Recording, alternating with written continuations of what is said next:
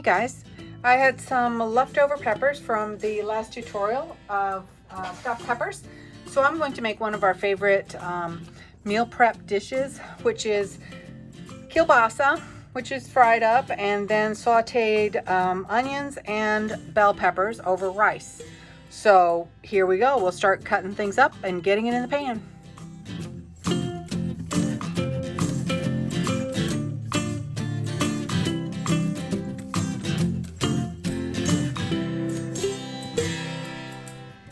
Now that it's all cut up, we are going to put it in the pan and let it go ahead and start browning, and then we'll start cutting up the vegetables.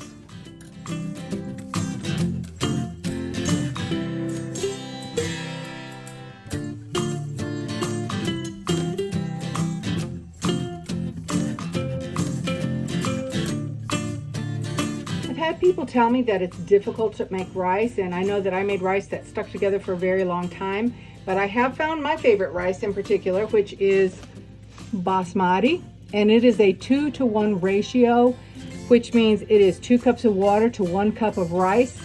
And so we are going to make that ratio today. That'll make about 2 cups of cooked rice.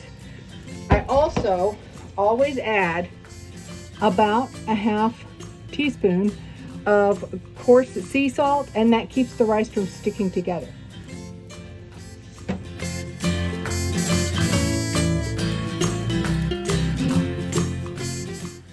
Okay, we have the water and the salt in for the rice, and we'll wait till it gets to a full boil before adding the cup of rice.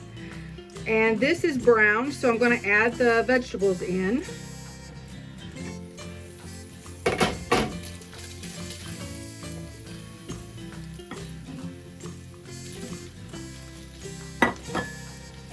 Then we'll stir this around a bit and let the vegetables saute with the meat.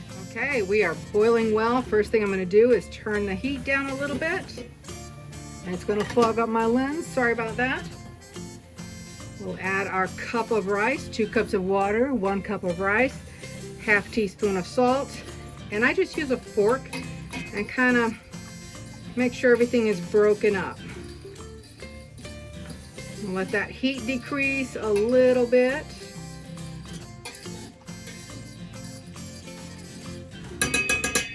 And then here's the trick. Allow a small gap when you put the lid back on to allow some of the steam to escape, and it keeps that rice nice and fluffy and drier.